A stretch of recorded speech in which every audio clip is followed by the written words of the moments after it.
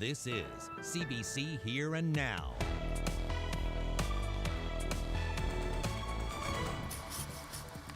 We came out, it was rough, actually. Very, very powerful. Dorian morphed from hurricane to post-tropical storm by the time it hit Newfoundland. Storm surge, uprooted trees, and power outages for hundreds.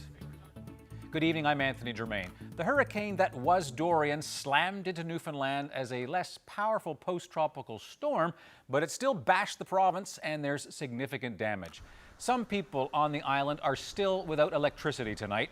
The storm's path was centered along the west coast, but its formidable winds stretched right across the province, creating storm surges in coastal areas like Bonavista, knocking down huge mature trees, and those got entangled with power lines and then ripped them down to the ground. In all, 1,500 customers lost electricity, and at one point, winds in the Wreck House area roared at 157 kilometers an hour. But 100 to 120 kilometers an hour winds were the norm. But tonight, the storm is out to sea and people are starting the cleanup. And that's where Here and Now's Lindsay Bird picks up our coverage.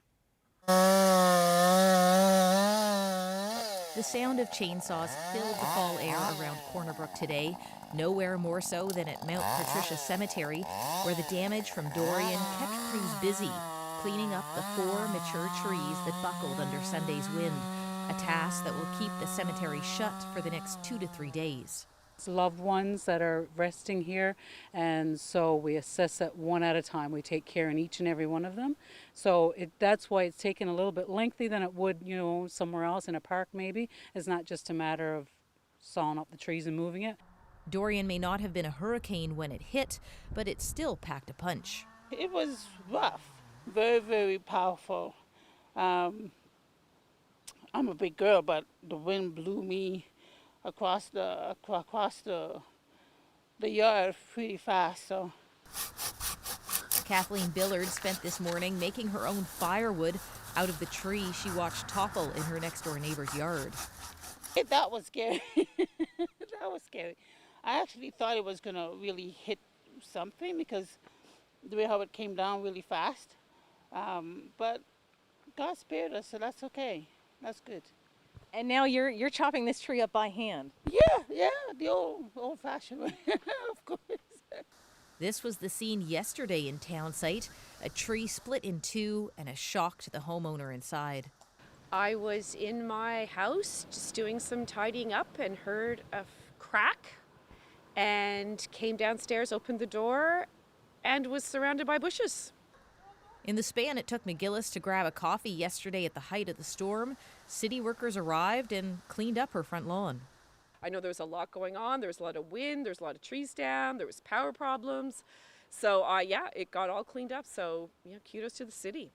The city of Corner Brook says it was prepared for the worst, but that didn't happen. And with no reports of major damage, all the debris from Dorian, like this stuff, should be cleaned up in the next day or two. Lindsay Bird, CBC News, Corner Brook. Well, as for the rest of Atlantic Canada, also cleaning up from this weekend's storm damage, Dorian made landfall near Halifax on Saturday evening as a post-tropical storm with hurricane-strength winds. A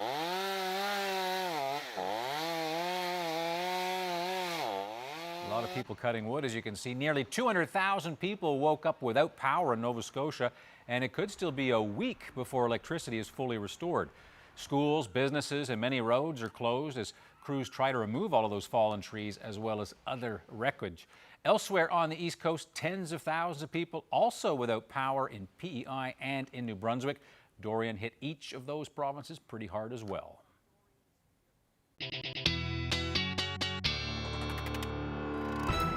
As Anthony just mentioned, we did see some storm damage essentially across all of Atlantic Canada.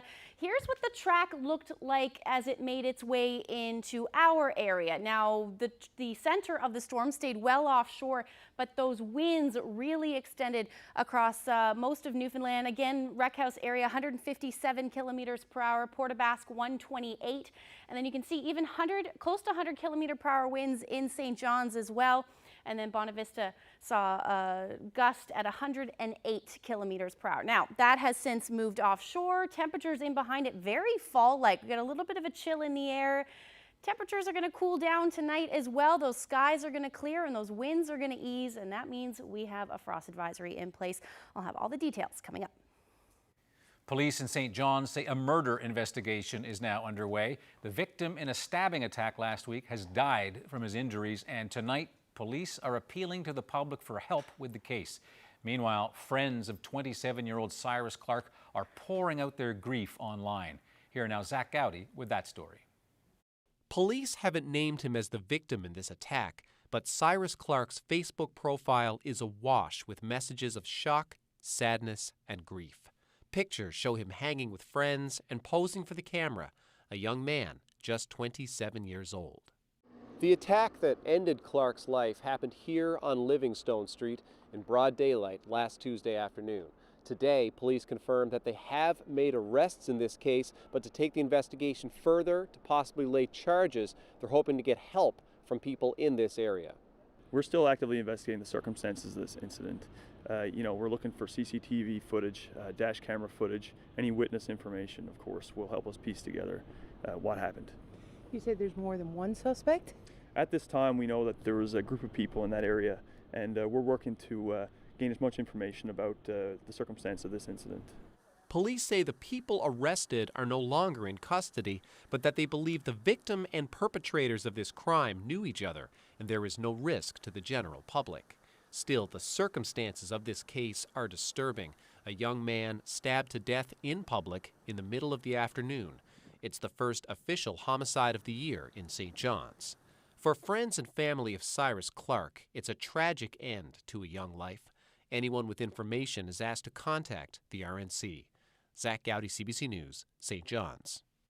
The board that regulates Newfoundland and Labrador's offshore oil industry says an incident on board the Transocean Barents rig on Friday could have had deadly consequences. The Offshore Petroleum Board has suspended drilling operations on the semi-submersible while a formal investigation is being carried out. Now, according to the board, the incident happened Friday morning as employees were preparing the rig for severe weather, and the worker was caught between a steel adapter weighing 1,400 kilograms and a rail. The worker was then flown to hospital in St. John's and is now in stable condition. A small group in St. John, New Brunswick protested today over the Muskrat Falls hydroelectric development. The group of about 10 people set up outside a conference centre where Eastern Canadian premiers and New England governors were supposed to meet. But Hurricane Dorian forced the cancellation of that event, and yet that didn't stop the group. As you can see, they are opposing hydroelectric dams and the energy corridors that are being constructed through Atlantic Canada into New England. They argue the dams are harmful to the environment as well as people who live near them. We are creating awareness of the devastating damage that is being done to the environment and the people who live in it. There was a dam built right on our river, the river that we live off of, and hasn't been good for us. We wanted to have the opportunity to have these governors and premiers hear the other side of the story about dirty Canadian hydro and to hear that it is not clean, it is not green, and it is not renewable. Well, the Signal Hill fence fiasco is over, but Parks Canada still wants a permanent solution for the performance field. And this time, it says the public will be kept informed. Here now's Katie Breen reports. This is all that's left of the Signal Hill fence. It was reduced down to just posts in July after an onslaught of criticism. Parks Canada got a ton of hate mail about the fence. CBC obtained the messages through access to information. According to Parks Canada, the fence was built to improve visitor experience during performances and for public safety. But people called it a harebrained idea, said it blocked the view of St. John's, and criticized the cost. They also brought up the lack of public consultation. One person said the sudden, unannounced construction and weak justification showed little regard for Signal Hill users and a degree of hubris on the part of Parks Canada. Parks Canada had said the fence was part of larger infrastructure work, which typically doesn't involve formal consultations. But in an emailed response to questions, the agency recognized its initial fence missed the mark.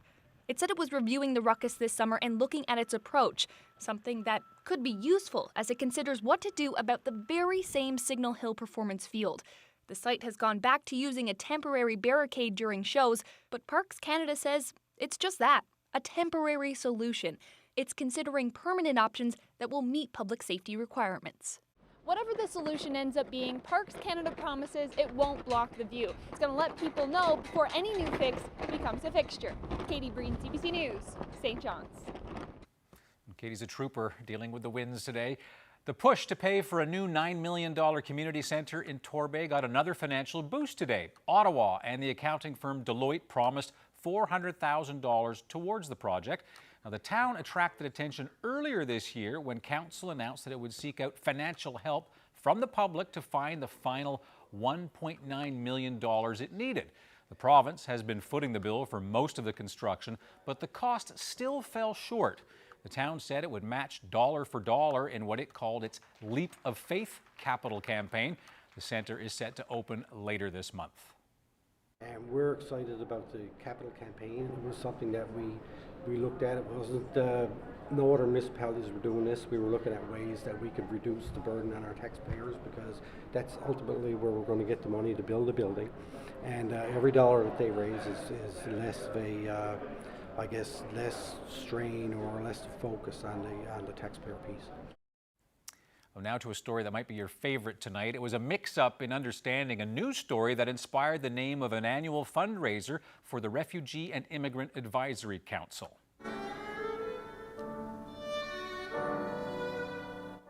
The 5th annual Less Violence, More Violins concert was held in St. John's yesterday. A 5-year-old student accidentally helped Newfoundland Symphony Orchestra violinist Jennifer Johnson come up with the wordplay. He thought a news story on violence in the Middle East was actually about violins in the region. The money raised from the fundraiser goes toward paying for the Refugee and Immigrant Advisory Council's various programs.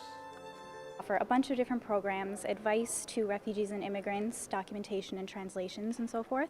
Also, we offer free English classes and language classes for other people who want to learn other languages besides English.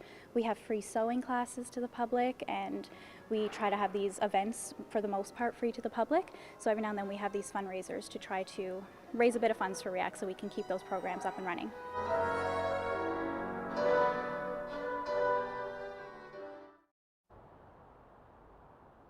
Scratch is just an impossible dream, but for a family-run garage in Conception Bay South, it's just day-to-day life. Brian's Auto specializes in car restorations, but there's one particular vehicle, a hot rod, that's getting a little more attention these days. Here now's Jeremy Eaton is at the car shop to tell us all about rat rods. Yes, rat rods. So Jeremy, what is a rat rod? This certainly isn't a rat rod. This is a beautiful 1969 Camaro, and to look at it, you'd think you'd be at a car show, but no, we're actually just hanging out at Brian's Auto Body, where he has a number of these 1969 Camaros that he's restored. They're also into racing and building rat rods, but we're going to save that for coming up after the break.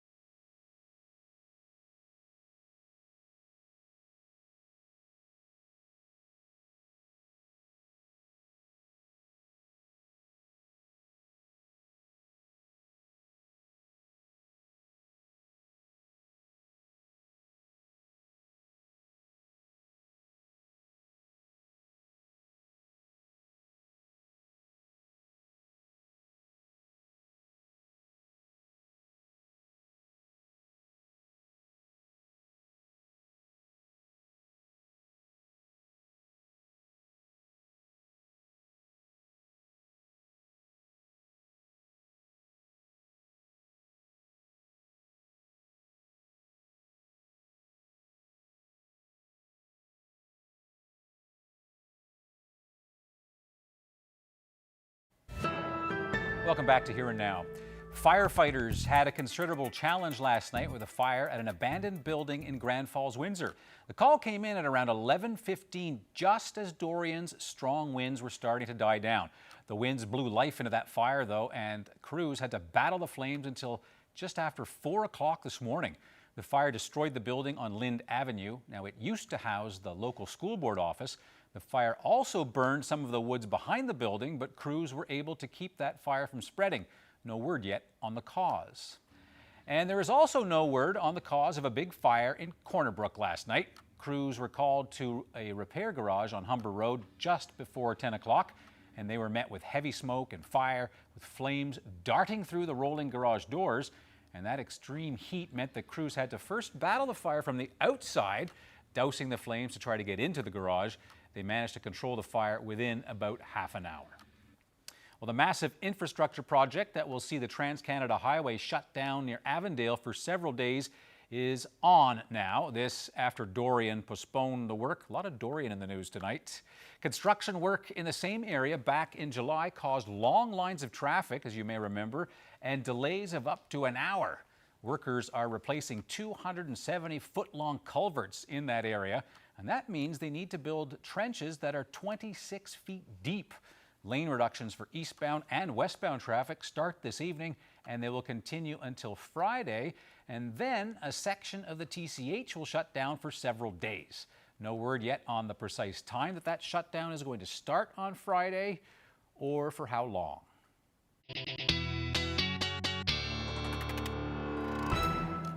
So a lot of Dorian, as you can notice, this happened, that happened, that's right. Postponing conferences all over the place, incredible. Yeah, it is. And those winds, you know, probably weren't the greatest when they were trying to fight the fires for the areas this weekend.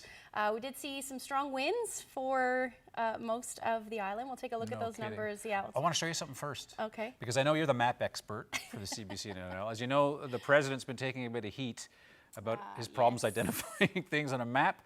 So I just thought that you would like this because that's not Alabama, right? I didn't do well in geography, but... Not as far as I know, no. Okay, but that is the right direction where the winds were that you were talking about. You are absolutely right. Yes, they did. They tracked a little bit further east than that line there. That's Michael Dadder is the artist from the Halifax Chronicle Herald. Yeah, so the line was a bit to the... Well, you've got your west, own, rather, I guess. You've got your own map, right? I do. I have my own map. You want to take a look at that? Yeah, let's take a look at that one. Okay, so that's it there. That is... oh, look, the Liberal Party's already on the campaign. You see that L up there? Oh, Anthony. It hasn't been called yet. Okay, okay. But yes, here's a look at the track. We showed you this a little bit earlier. You know, the center of the storm went further west, but we did see these strong winds right across the island, 94 kilometers per hour in St. John's. The closer you get to the west coast, that's where the strongest winds were. Redcast area, again, saw a gust near 157 kilometers per hour, and we still have those 100 or close to for Twillingate, 104 kilometers per hour. So temperatures today much cooler than what we've been seeing, very feeling like fall in the air. And honestly, it doesn't look like we're going to see temperatures in the seasonal range really for the next week, a day or two here and there. But overall, we are hanging on to these cooler temperatures. Churchill Falls, 9 degrees today, 11 in Happy Valley Goose Bay. And those temperatures have not moved much into the evening, but they will drop as we head through the night tonight. Now, those winds were quite strong a little bit earlier. Here's what we saw as far as top wind gusts today. 81 kilometers per hour. That was likely overnight in the early morning hours for St. John's. 52 for Stephenville. And then wind gusts near 41 kilometers per hour for Happy Valley Goose Bay. Those winds will ease as we head through the night tonight, and skies should stay clear. Now, we're going to see that chance of some showers moving in towards the early morning hours for the west coast, but because we have those winds easing, clear skies for the most part, there's a frost advisory in place. Now, anywhere in these areas, especially low-lying areas, could see the risk of some patchy frost tonight. So if you do have any sensitive plants, just make sure you bring those inside. Here's your overnight lows. Grand Falls winds are 2 degrees, 6 in Brook. Again, have that slight risk of some showers along the west coast. Some warmer temperatures for Port aux Basques at 11. And St. John should see a low near 7 degrees tonight. And again, those winds out of the west, 10 to 15 kilometers per hour, so they will ease in the coming hours. Up through Labrador, still cool tonight. Slight chance of some showers for Lab West. 3 degrees. Those winds out of the west-northwest, and then easing along the coast. Nain should go down to a low near 5 degrees tonight. So tomorrow does look unsettled. Likely going to see some sun peek out at times, but cloudy periods moving through with that risk of showers, especially in the afternoon for most of the Avalon, and then scattered showers up through Labrador as well, with again a few peaks of sun in the mix. Skies will eventually clear into the evening hours, and then the clouds will move back in again through the day. So here's your temperatures, a little bit warmer than what we're seeing today, especially with those lighter winds. It will feel warmer, but again, that chance of showers moving through. 17 degrees for Gander, Grand Falls, Windsor, 18, a little cooler along the coast. South Coast, 13 degrees. And then similar temperatures, anywhere from 13 to about 17 degrees is your daytime highs. And then similar temperatures up through Labrador as well to what you're seeing today. Those winds will pick up, though, out of the west, about 20 to 30 kilometers per hour for Lab City. So let's look at your forecast. We'll look ahead in a little bit. Here we go. All right, let's go back to Jeremy Eaton, who, as you can tell, is very keen. Earlier we saw that he's in Conception Bay South tonight, checking out some custom cars. Jeremy. So as you can see here, this is not, it doesn't look as nice as the Camaro, but it's equally as interesting. This is a rat rod, and this is the guy who's putting it together, Ryan Murray. Ryan, can you explain to our audience who doesn't know, what is a rat, R-A-T-R-O-D? What's a rat rod? A rat rod is a rusty piece of junk, as people would call it, but it's not. It's unique, interesting, and there's not many around, and this is what it is. It's a 53 Fargo Power Wagon truck that I found in the woods in Newfoundland, and I'm putting it back on the road just as is. No paint, rusty, different. So when you mean you found it, like where did you dig it up to? I found it in the west coast up Northern Peninsula in Cormac, and took a bit of time to get it, but I brought it back home, and we're giving it a new life now to see it back on the Newfoundland roads. So why did you want to start this project, Ryan? Well, it's just something different. We have all kinds of other unique cars, most of them shiny, so now this rusty, it'll be different, right? So basically, you won't paint this. This is how it's going to look, eh? Yeah, it's going to look natural, just the way I found it in the woods. Someone worked on it years ago, but we're going to leave it just like it is and bring it back out on the road. So you're hoping to get this on the road soon, hey? Yeah, hopefully this summer we'll get it on the road. If not, I'll drive it to winter. Now, I know that you work here, follow me over here, Ryan. I know that you work here at your dad's shop, yeah. But I also understand that you race. Can you talk a little bit about what kind of racing you do? Yeah, this is my legend race car. I race it out Eastbound Speedway here in Avondale, and it has a 1200 Yamaha motor. I won the championship in 2016 with this particular car, actually. And they're fun and fast, interesting stuff also. So when you say fast, how fast? Well, at the track we're doing over 60 miles an hour. But I don't know how fast it really would go. So this is the one you won the race in, but what I want to do, Bruce, if you can follow us over here, I want to talk about what happened to this one, Ryan. Well, last week, or a couple of weeks ago, I was racing this car and we had a little mishap, and I flipped it 8 times and crashed really bad, but luckily to walk away from an incident like this. Rod, can you play that footage, Rod? So we do have some, you posted it on Facebook. Yeah, it was a crazy video. I got lots of hits, and like I said, I'm just lucky to walk away from something crazy like that. So any injuries sustained and all that? No, I was shook up a bit and a little bruised and bumped, but I was okay. So why do you like the racing so much? I love the speed, and I just like going fast and racing. It's something that we don't have a lot of here, so when we got this track, I jumped aboard. And I understand that you work here at Brian's Auto with your dad. What's it like fixing up cars? Like, does he help you with the rat rod? I know he's more into the Camaros and restoration, but does he help you with the rat rod? Yeah, me and my dad do a lot of stuff together, the racing, the drag racing, building cars and trucks, and this here is just something different now that we can connect on. Appreciate it. Thanks so much for your time, Ryan. Thank you very much. So obviously, I learned a lot. I don't know about you, but we'll throw it back to the studio, Anthony. And coming up, we're going to speak with Brian about the work he does in those Camaros we saw earlier. Anthony? All right. Thanks, Jeremy. Now, when he talks about getting lots of hits on a video he posts, he means a lot of hits. Yeah, he certainly took a lot of hits, but he walked away like, just look at this. Anyways, yeah. Thankfully he had the roll bars, but he walked away unscathed. All right. Talk to you in a bit. Yeah,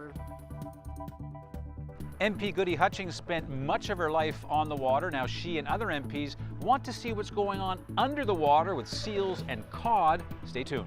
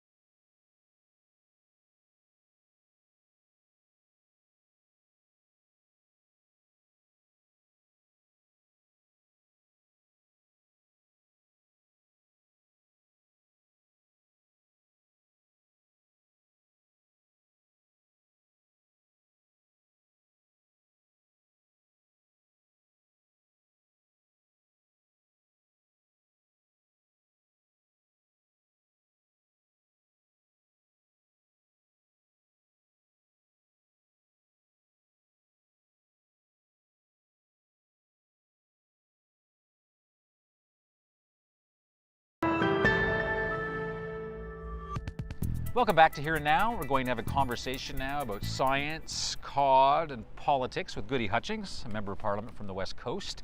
Welcome to Here and Now.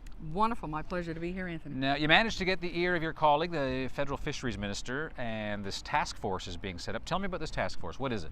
So it's a SEAL task force that Minister Wilkinson announced there a few weeks ago when he was in my riding, Long Range Mountains. And look, all 7 MPs, we've been working on this for a long time.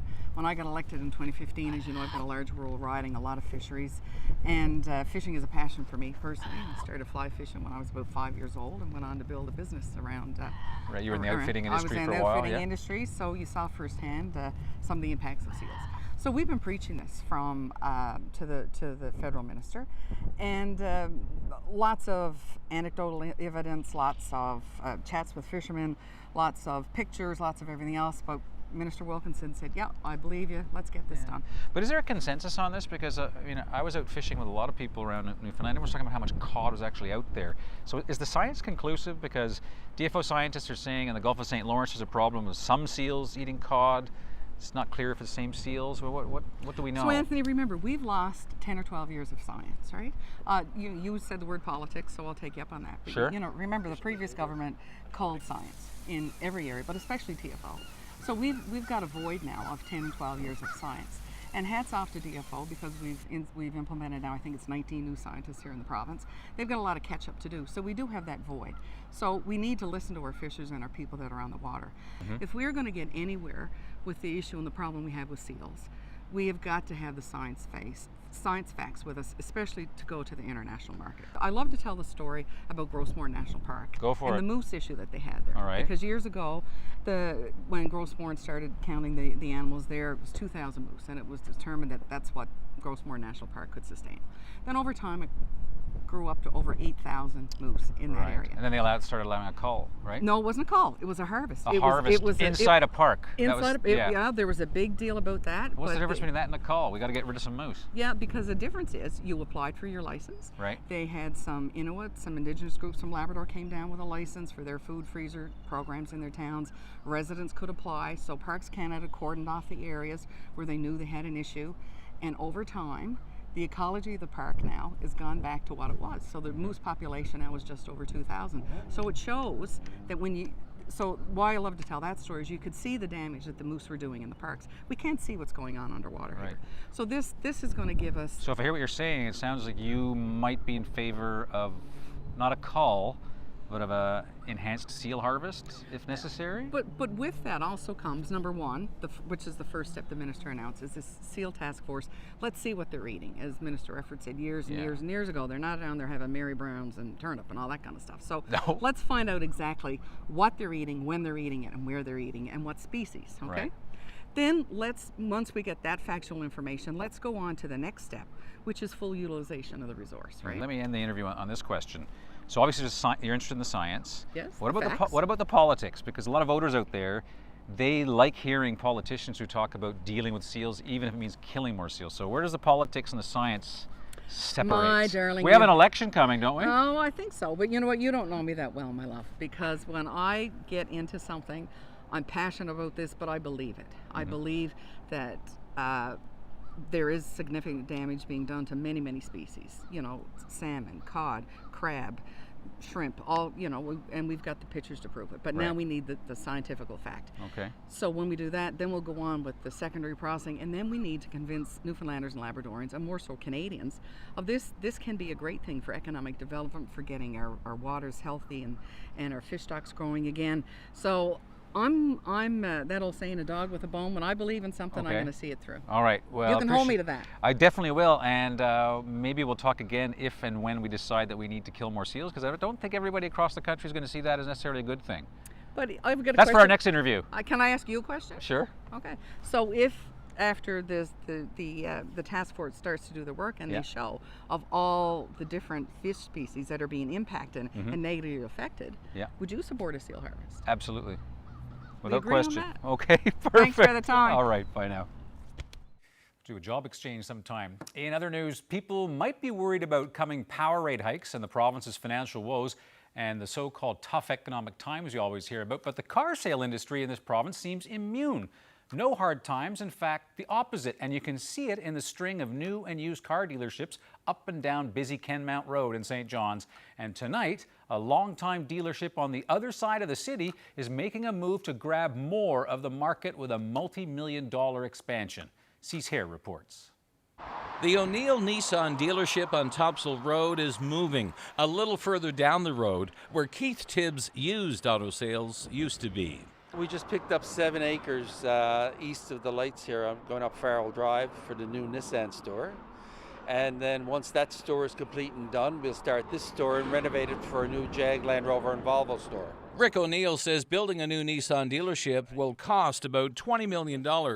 His current location will either be flattened or renovated to house his new Jag, Volvo, Land Rover dealership. The Nissan expansion, he says, allows more space to handle not only growth, but anticipated growth. And it would seem he's not alone. An expansion in this industry is happening elsewhere. For example, here on Kenmount Road, when this new Hyundai dealership opens, it will be the largest dealership for Hyundai in Canada. When this ground was broken about a year ago, Hyundai said this expansion, expected to be completed in 2020, would double its current size at over 68,000 square feet. And more bets on the future are being laid further down the road on Kelsey Drive. A new out-of-the-box Volkswagen dealership is about to open, complete with that new car dealership smell. I guess you'd say the three of us are bullish on the future. O'Neill says 2 things are at play here. Newfoundlanders have got to have cars. We don't have a mass transit system. Anybody who's employed drives back and forth to work, so the car industry, I think, is fine. I don't see anything wrong with it. I think you'll see big things coming on with the oil and gas again, starting to pick up again next year. In 2018, province-wide vehicle sales dropped by 9%, but O'Neill says things have improved in the St. John's area so far this year. Sales are up by 2%. Cease Hair, CBC News, St. John's. Well, in Halifax, people still struggling with the damage inflicted by Hurricane Dorian. We'll get a close-up look at the cleanup after the break.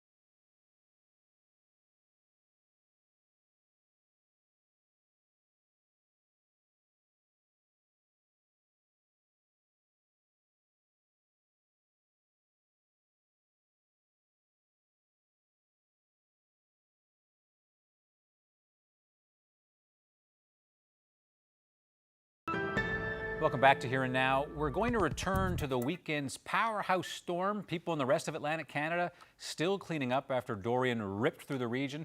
Now, that storm approached a Category 2 hurricane and made landfall near Halifax as a post-tropical storm, but one with hurricane-strength winds. And the biggest concern now is the widespread power outages. Elizabeth McMillan has the latest. Waves and high winds churned coastal docks into debris, and the storm mangled buildings across Nova Scotia. Tammy Smith was giving her daughter a bath when she heard a bang. It was her apartment's roof coming off. As I looked out the window, I seen the roof and I heard everyone running and yelling. You're throwing your life in a bag for in 5 minutes. It's like you don't even know what to even throw in. Your mind is in 10 different places. The storm hit Nova Scotia's Atlantic coast first, tracking all the way to Newfoundland. The strongest gusts reached about 140 kilometers an hour. The fierce winds toppled a crane at a construction site in downtown Halifax, but amazingly, no one in the region has been reported injured. First responders on Prince Edward Island did rush to rescue people in this campground when the storm surge flooded early Sunday morning. The costs of cleaning up are still unknown. Across Nova Scotia, schools were shut down today as crews assess the damage. Members of the military are assisting. Uprooted trees weighing down power lines still pose a safety risk. And by mid-afternoon, about 170,000 customers were still cut off.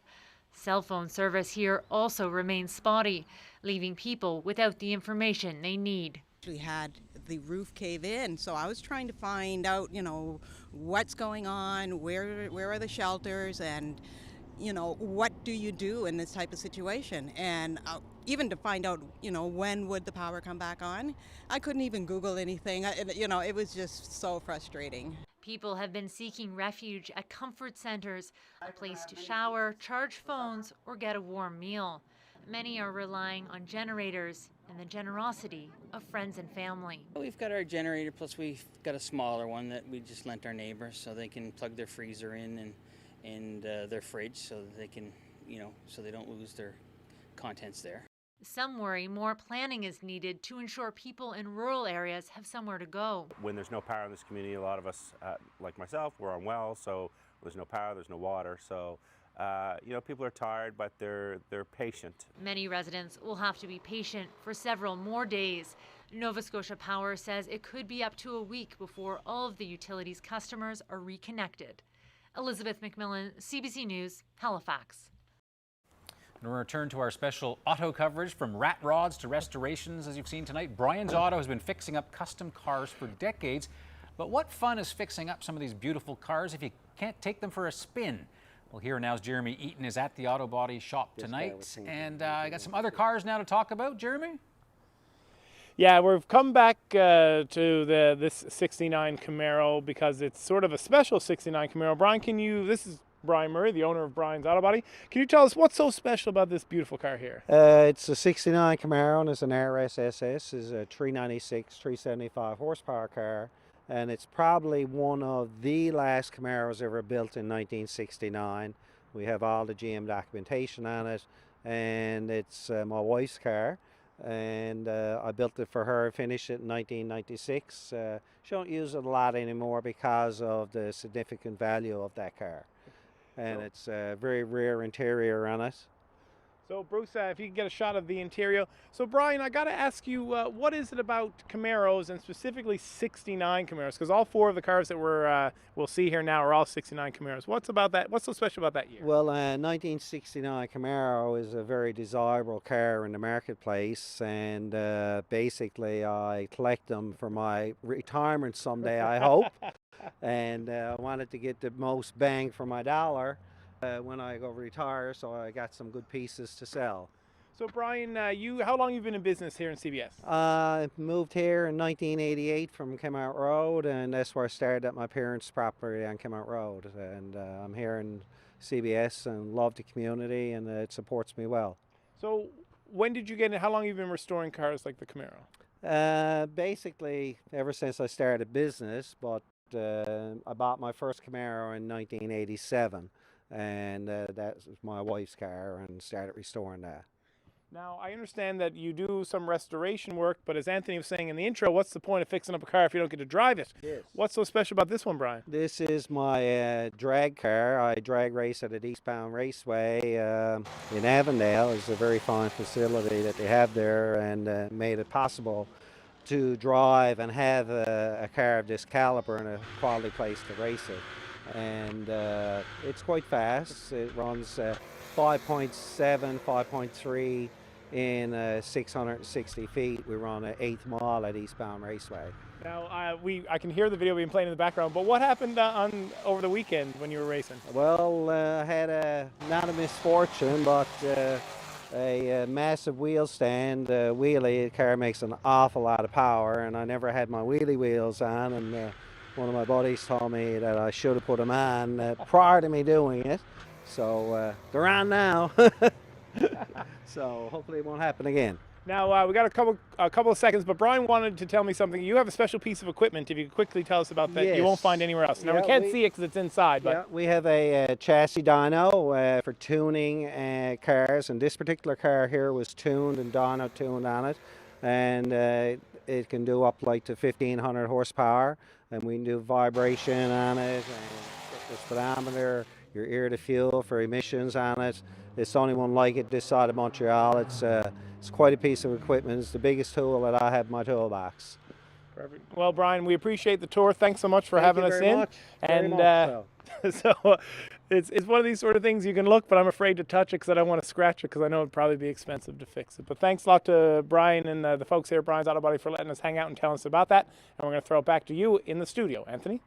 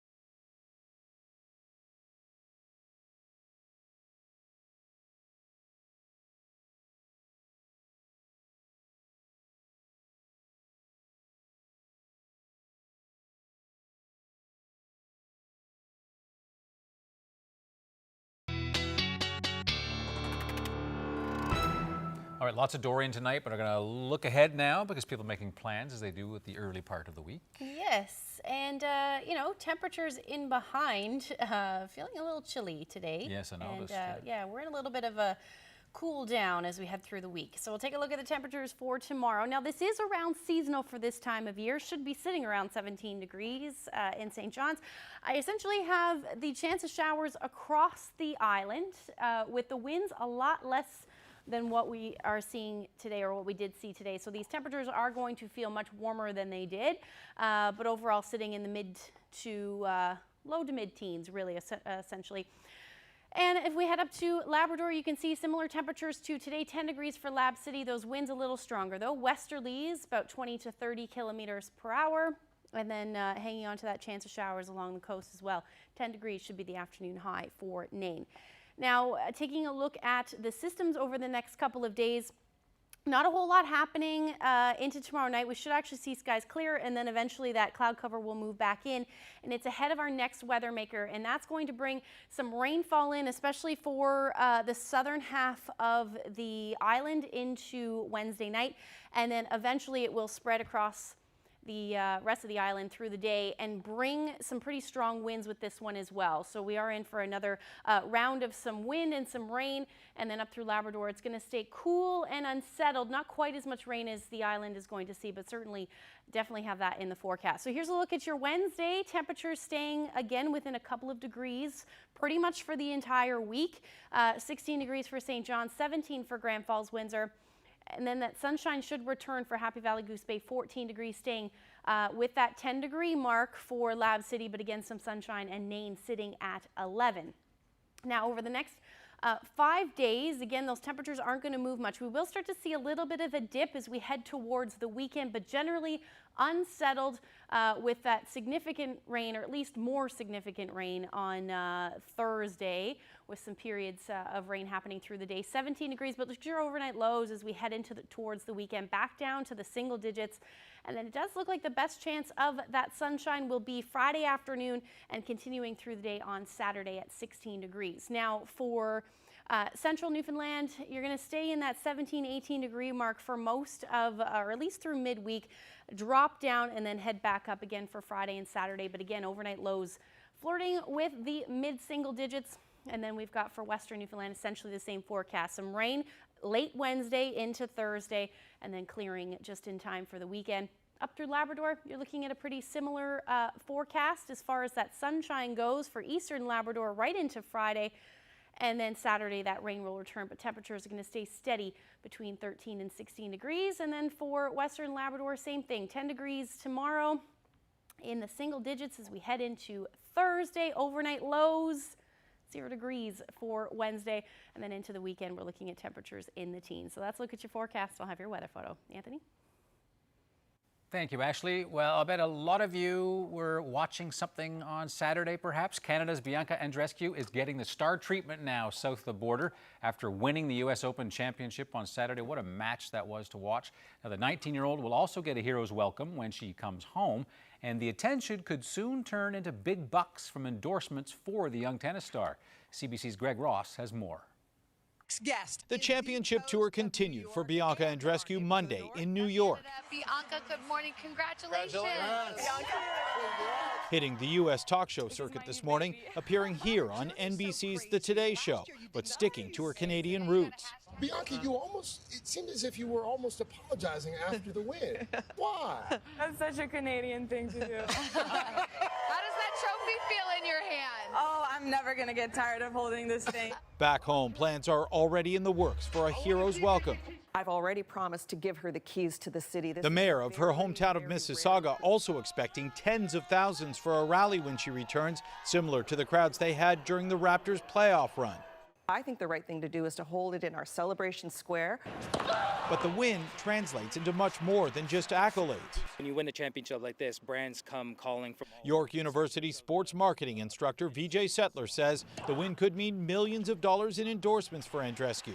And he says she has a marketable personality. She exhibits all the characteristics and qualities that a lot of brands are interested in associating with. When you look at how she's conducted herself, whether it be in training, whether it be before the big match, after the match, after having won the U.S. Open and the news conferences, she's shown a lot of humility, she's shown a lot of determination, a lot of perseverance. All of this is a lot for a 19-year-old to take in, but her coach, Sylvain Bruno, says she has a good team around her. I think we have a good connection, so as a lot of other things we'll discuss, and I think her parents are super good too, and the rest of the team as well. So I think she's going to have a good buffer and people who are going to keep her grounded. The Bianca excitement will likely only ramp up in the coming days as she's expected to return home to Canada later this week. Greg Ross, CBC News, Toronto.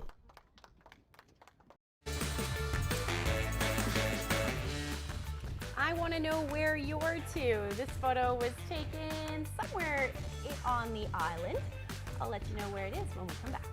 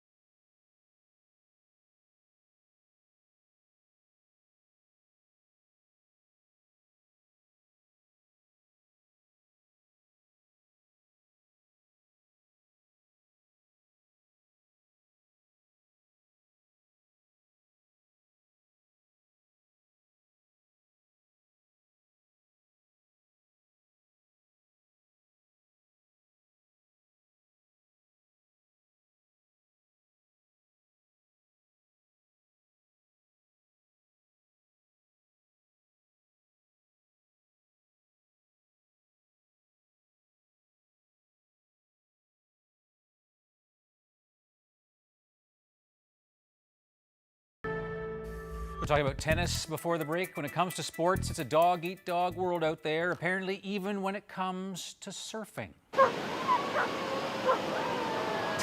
Dozens of competitors hounded each other for the title. The winner was crowned top surfer dude. Dog owners say that some pets just take to the sport, like, ducks, dogs to water. Winning dogs head to the World Championships next, and after that, who knows, perhaps there'll be a Dog Olympics.